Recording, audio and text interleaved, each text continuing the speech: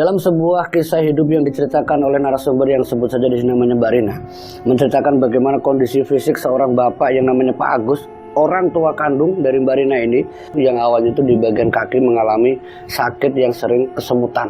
Awalnya itu sakitnya itu kesemutan dari bagian mungkin bagian lutut ke bawah, itu seperti kayak ada sesuatu yang bergerak.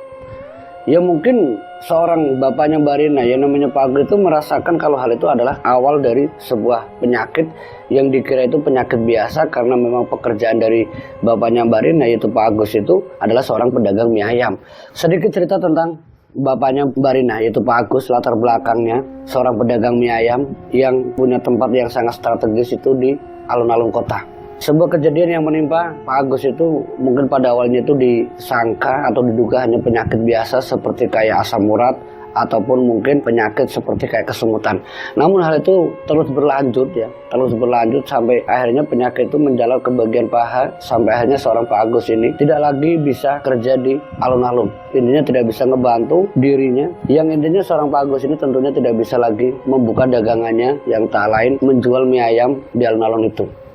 Sampai akhirnya seorang istri dari Pak Agus yang sebut saja di sini namanya Bu Ida. Dari ceritanya Mbak Rina, ya Bu Ida itu adalah ibu kandungnya. Sampai Bu Ida itu turun tangan, sampai dia ngebantu untuk bagaimana caranya agar mie ayam yang ada di alun-alun itu tidak berhenti. Ketika seorang Pak Agus yang sudah jatuh sakit ini yang diduga itu adalah asam urat atau mungkin kayak encok atau gimana, tapi hal itu berkelanjutan. Sudah diperiksakan ke dokter, sudah periksakan ke rumah sakit, namun sakit itu tidak kunjung sembuh. Bahkan bukan hanya seminggu, 2 minggu, sampai hampir 1 bulan lamanya. Ketika di rumah itu yang dirasakan oleh Pak Agus, sakit itu terasa biasa. Tapi kalau di alun-alun pas lagi kerja, penyakit itu kumat. Yang dirasakan Pak Agus itu ya kayak, pokoknya kayak apa ya, kayak pedesnya itu kayak kena cabai. Itu sempreset kayak gimana ya. Dan itu yang membuat Pak Agus itu sering ngeluh sakit, bahkan hanya bisa mampu untuk duduk.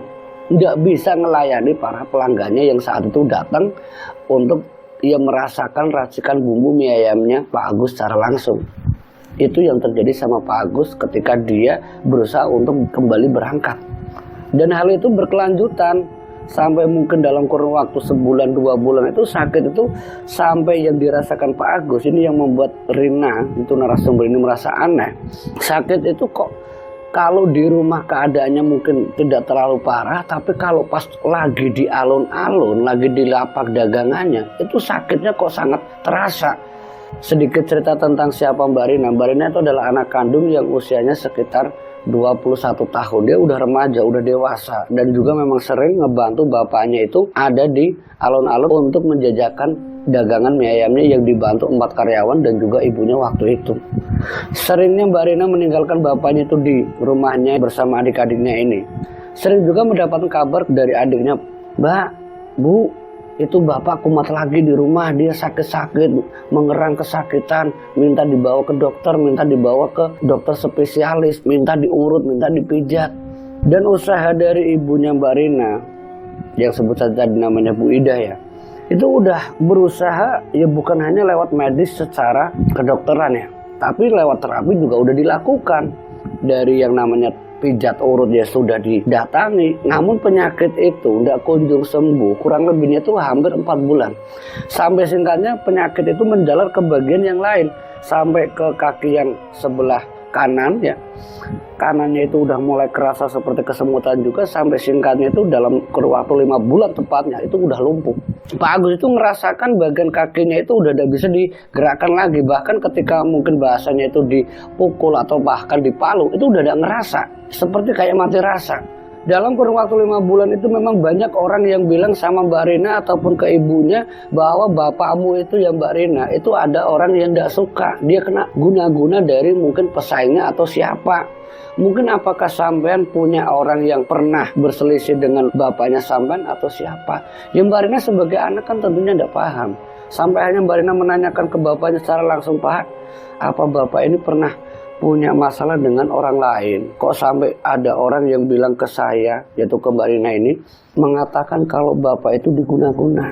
Tapi waktu itu bapaknya Mbak Rina yang namanya Pak Agus ini, dia tuh tidak mau berpikiran secara negatif.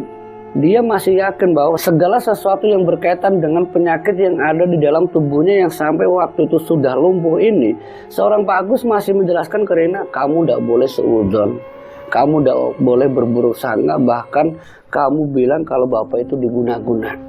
Kamu tidak usah berpikir yang aneh-aneh. Memang Bapak punya firasat yang mungkin itu juga ada kaitannya dengan guna-guna. Itu dari bapaknya yang mengatakan seperti itu. Sampai Mbak Rina pun menanyakan firasat yang seperti apa Pak. Sampai Bapak itu juga menduga kalau itu guna-guna. Ya ini hanya sekedar firasat atau dugaan Bapak saja. Mungkin Bapak kan sukses dagangan mie ayam di alun-alun ya nak. Itu kan bukan hanya setahun 2 tahun. Sudah ya sampai kamu dewasa sekarang. Mungkin yang namanya orang tidak suka itu wajar. Tapi ya kita tidak perlu mencari tahu siapa pelakunya. Ya semoga saja kalau memang benar Bapak ini diguna-guna. Ya kita doakan saja semoga Allah memberikan petunjuk untuk dia agar dia sadar bahwa ini tidak benar. Tapi Pak, Bapak kan seperti ini Pak, udah 5 bulan bahkan Bapak udah tidak bisa ngerasakan apa-apa, udah mati rasa bagian kakinya. Apa ndak coba Pak kita ke tempat orang yang mungkin ngerti dengan hal gaib Pak?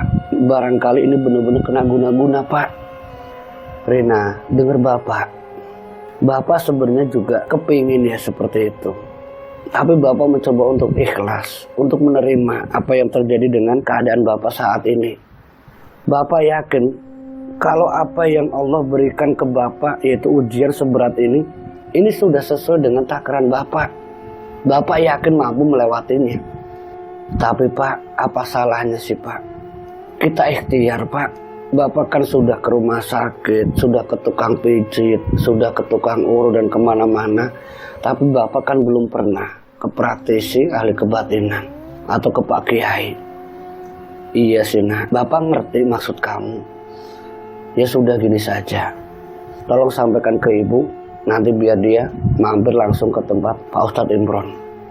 Bapak kenal dengan Pak Ustadz Imron itu. Dia pelanggan Bapak yang memang sering bilang sama Bapak, hati-hati Pak jualan di sini Pak. Ada banyak yang tidak suka dengan Bapak. Saya pernah diingatkan seperti itu sama Pak Imron, tapi saya tidak paham maksudnya apa. Nah singkatnya, setelah mendapat saran dari bapaknya ini, Mbak Rina itu langsung menyampaikan ke ibunya. Sekitar mungkin jam 9 malam, dagangan mie ayam ini udah bisa dikatakan ya sebenarnya tidak terlalu laris, udah beda lah semenjak Pak Agus itu udah tidak lagi menangani secara langsung, udah berjualan secara langsung, hasilnya itu sudah sangat beda. Bisa dikatakan ya turun drastis lah, 5 bulan itu udah turun drastis. Saran dari bapaknya tadi bersama ibunya, Bu Ida ini, Mbak Rina itu langsung menemui Pak Imron, seorang ustadz, ya ahli kebatinan juga, yang sering mengatakan ke Pak Agus kalau di tempat yang namanya jual itu ya pasti ada saingannya. Nah singkatnya itu sudah sampai di rumahnya Pak Imron sekitar mungkin setengah 10 ya. Mbak Rina itu menyampaikan apa yang disampaikan oleh bapaknya. Pesan dari bapak itu disampaikan ke Pak Imron. Pak, saya minta tolong sama jenengan Pak, saya dapat pesan dari bapak agar Pak Ustadz itu datang ke rumah. Bapak itu udah mengalami lumpuh, bahkan kakinya itu udah mati rasa, udah tidak bisa ngerasakan apa-apa. Kayaknya Pak Imron itu ketika Mbak Rina menyampaikan hal tersebut, itu reaksinya itu benar-benar beda. Dia sempat tarik badan, sempat tidak percaya. Yang benar kamu Rina, Bu, apa benar Bu Pak Agus seperti itu? Iya Pak, iya Pak Imron, ini udah 5 bulan lamanya. Cuman kelumpuhan itu ya baru sebulan ini. Ya waktu itu mungkin pikiran saya sama bapak itu ya mungkin hanya sekedar asam urat atau kesemutan, tapi kok lama-lama seperti ini. Jadi sampai lumpuh Bu. Iya Pak Imron, tolong ya Pak Imron. Iya Bu, saya akan ngebantu Pak Agus. Dia juga teman saya, teman kecil saya. Dan insya Allah saya akan menyusul Ibu setelah saya sholat di rumah sebentar. Iya Pak Ustadz, kalau begitu saya permisi. Itu ibunya Mbak Rina. Dan bersama Mbak Rina pun ya balik sampai ke rumah. Jadi tempat tinggalnya Mbak Rina dengan lapangan yang di alun-alun itu tidak terlalu jauh. Mungkin hanya sekitar seperempat jaman lah. Dan termasuk juga ya dari rumahnya Pak Imron ini. Memang tidak terlalu jauh, mungkin hanya beberapa menit saja.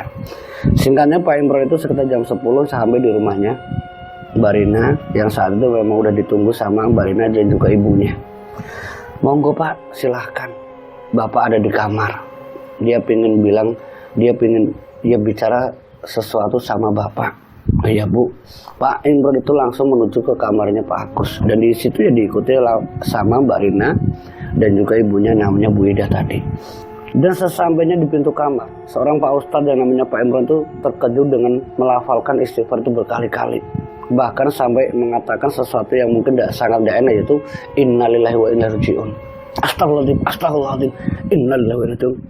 Sampai Mbak Rina pun, ya sampai Mbak Rina dan Bu Ida pun menanya, ada apa Pak Ustadz, ada apa Pak Ustadz? Pak Agus itu di depan pintu, belum sempat masuk itu Pak Imron itu berhenti dan memanggil bapaknya Mbak Rina. Pak Agus, Pak Agus, Pak Agus. Beberapa kali itu dipanggil, bapaknya itu udah bangun. Sampai Mbak Rina itu meminta izin sama Pak Imron, Pak Imron, saya bangunkan ya. Mbak Rina, jangan masuk. Loh kenapa Pak? Bentar, saya panggil dari sini biar dia bangun sendiri.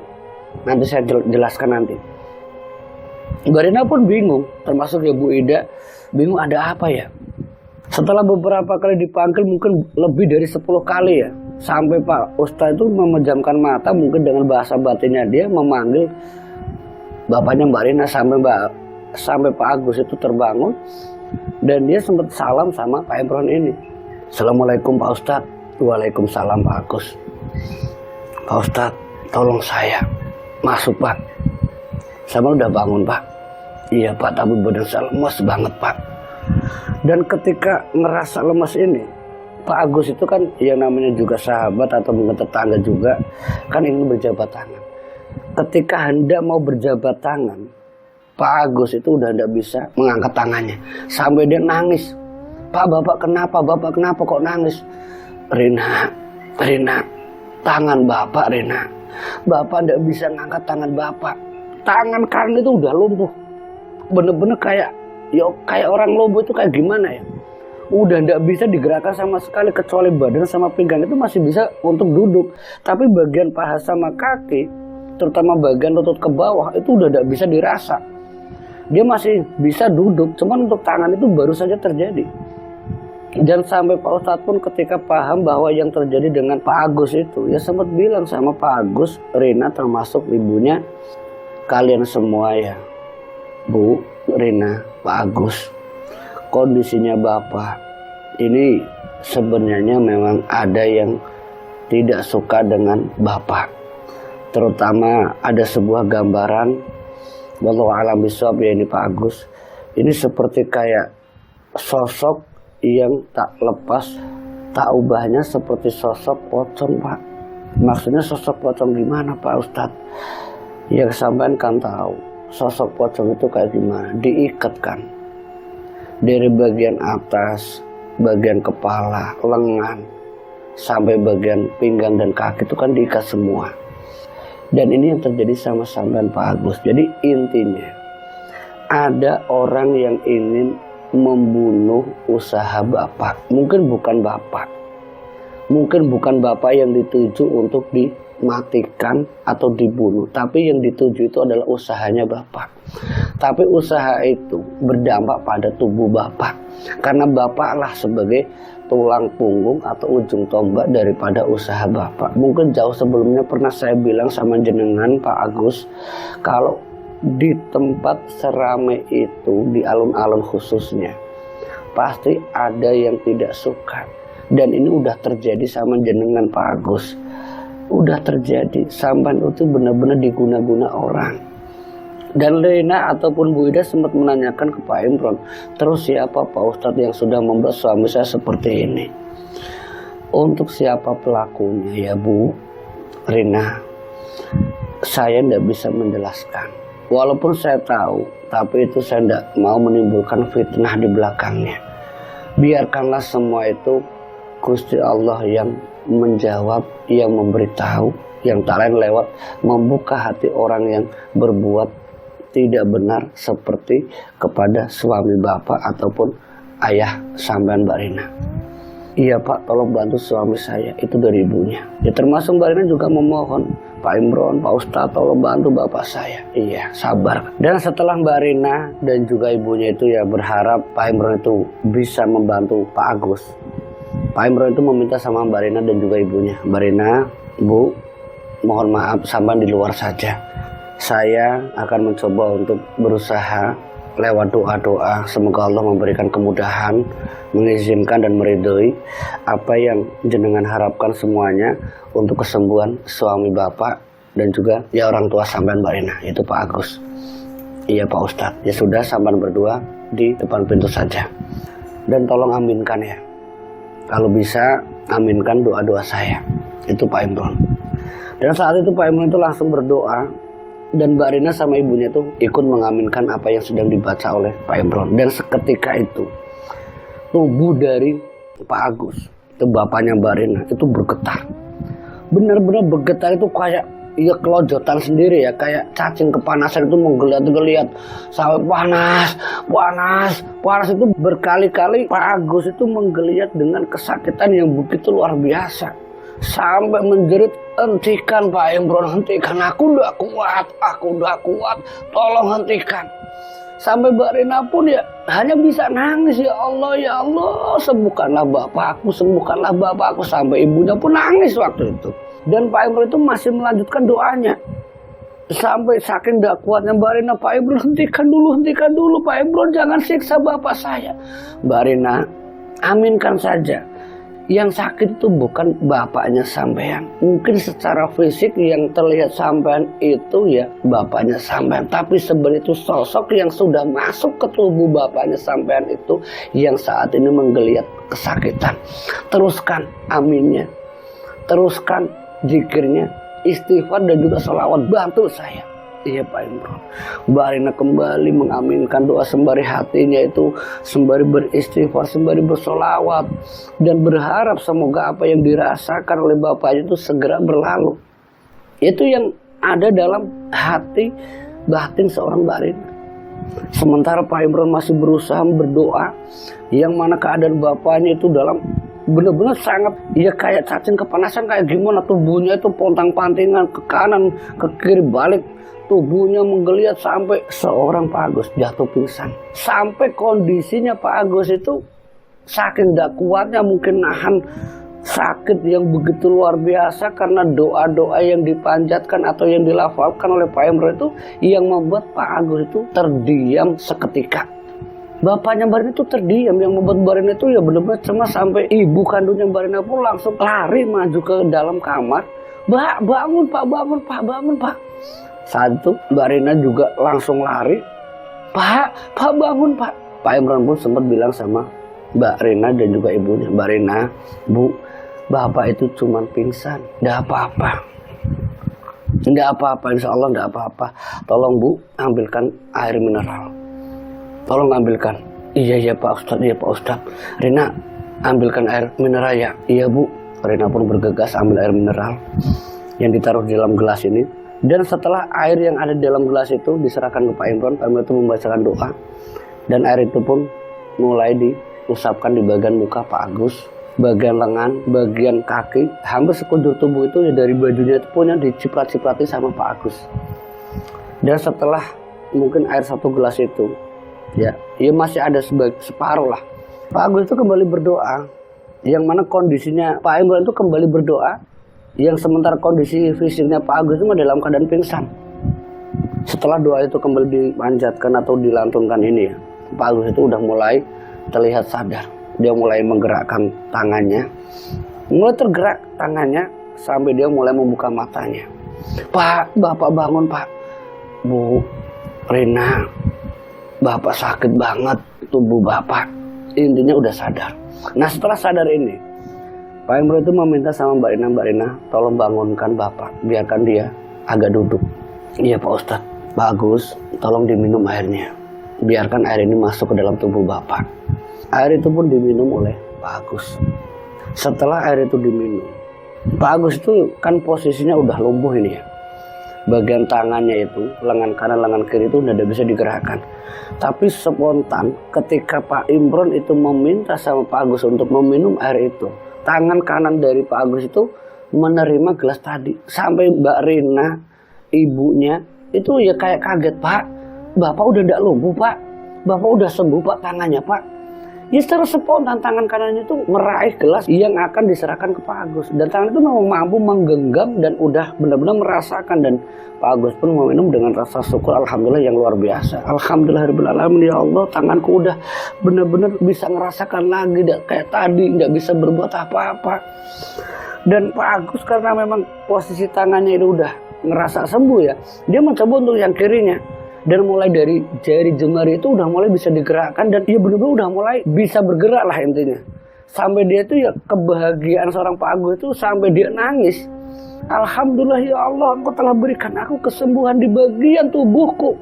Sampai Pak Agus itu ya dalam keadaan dia yang benar-benar bahagia, syukur alhamdulillah itu, dia sampai nangis tanpa disadari Pak Agus dia bangun. Yang tujuan dari Pak Agus dia bangun itu untuk melakukan sujud syukur. Ini yang sesuatu yang sangat luar biasa. Seorang bapaknya Mbak Rina tanpa dia sadari, yaitu Pak Agus ini, kondisi bagian tubuhnya kan udah lumpuh semua, tapi dia mampu bangun, berdiri, dan dia langsung sujud syukur itu di lantai. Benar-benar melakukan sujud syukur itu sampai ya dia nangis di sujudnya itu. Dia bersyukur kehadirat Sang Pencipta Allah Subhanahu wa Ta'ala bahwa dia mampu melewati ujian yang begitu luar biasa yang membuat kondisi fisiknya sekujur tubuhnya itu lumpuh total. Tapi dalam sekejap dengan kuasa dan izin Allah Ta'ala Azza wa Jalla ini, seorang Pak Agus itu bisa sembuh. Dan itu lewat perantara seorang Pak Imron. Sampai Pak Agus yang dalam keadaan sujud tadi, sudah dia bangun ini ya sangat berterima kasih sama Pak Imron. Pak Imron, terima kasih Pak Imron. Pak Agus, semua itu atas kehendak Allah Subhanahu wa Ta'ala. Sampai di mana? Tangannya udah tidak lumpuh. Kakinya gimana? Dia bangun. Pak Imron, lihat ini kakiku. Kaki udah benar-benar udah bisa digerakkan lagi. Tapi ya agak berat. Ini ada apa-apa. Namanya juga sakit, ya pasti ada bekas lukanya. Dan ini juga untuk sampean, ya pulihkan saja, tapi jangan lupa sampean tetap lakukan kewajiban sampean, ya sholat 5 waktu kalau bisa dengan puasa, dan ditambah lagi dengan zikir-zikirnya sampean. Insya Allah itu akan menjadikan kekuatan lahir batinnya sampean tidak mudah lagi diserang oleh orang-orang yang tidak bertanggung jawab. Jadi ya semoga dengan apa yang sampean rasakan saat ini bisa menjadi pelajaran untuk sampean ke depannya. Tolong ya Bu, Mbak Rina, ini udah larut malam, udah sekitar jam 1. Pak Imron pamitan dulu. Besok kalau ada apa-apa ya datang saja ke rumah. Iya Pak Imron, terima kasih. Perlu saya antar Pak, kata ibunya. Nggak Bu, nggak baik. Ibu, nggak baik ngantar saya. Biar saya sendiri saja jalan kaki. Toh rumah saya juga tidak terlalu jauh dari tempat tinggal ini. Iya Pak Imron, terima kasih banyak. Termasuk Pak Agus juga benar-benar bahagia dan berterima kasih sama Pak Imron ini. Dan setelah Pak Imron itu pamitan, tentunya sebagai seorang anak yang namanya Mbak Rina itu benar-benar merasakan kebahagiaan yang luar biasa bahwa bapaknya yang kurang lebihnya itu sudah 5 bulan lebih ini merasakan sakit yang luar biasa sampai kelumpuhan di sekujur badan. Sebuah ujian yang begitu berat bagi bapaknya Mbak Rina, yaitu Pak Agus, yang harus merasakan bagaimana rasanya diguna-guna. Wallahu a'lam bishawab, apakah ini guna-guna atau tidak, tapi dari penjelasan Pak Imron memang hal ini berkaitan dengan kiriman atau sandat yang sengaja digunakan untuk membuat seorang Pak Agus itu tidak lagi berdagang atau berjualan di lapak yang ada di alun-alun. Dan semenjak kejadian itu yang dibantu oleh Pak Imron, satu malam itu kondisi dari Pak Agus itu sudah bisa dikatakan udah bisa bergerak semua tubuhnya. Dalam proses pemulihan seorang Pak Agus, ya tentunya Pak Agus tidak serta-merta langsung bisa sembuh total, itu enggak. Tapi dia berusaha untuk tetap ikhtiar, yang tak lain dia selalu bersyukur akan segala sesuatu yang dilimpahkan ke dirinya dan juga keluarganya. Dan pesan sama Mbak Rina yang sebagai narasumber ini termasuk ke istrinya, tetap berjualan di alun-alun, tapi selalu berusaha untuk meminta perlindungan kepada Sang Pencipta agar di setiap langkah yang talent untuk berusaha itu selalu ingat akan kuasa Allah Subhanahu wa Ta'ala. Dan kurang lebihnya selama 3 bulan semenjak ditangani oleh Pak Imron ini, ya alhamdulillah tidak ada kejadian yang lain lagi. Yang intinya ya Pak Agus itu bisa kembali sehat walafiat dan dia bisa kembali melanjutkan usahanya sebagai pedagang mie ayam di alun-alun. Dan itulah kisah hidup dari seorang Pak Agus yang diceritakan oleh anaknya ini. Semoga menjadi pelajaran untuk kita semuanya. Wassalamualaikum warahmatullahi wabarakatuh.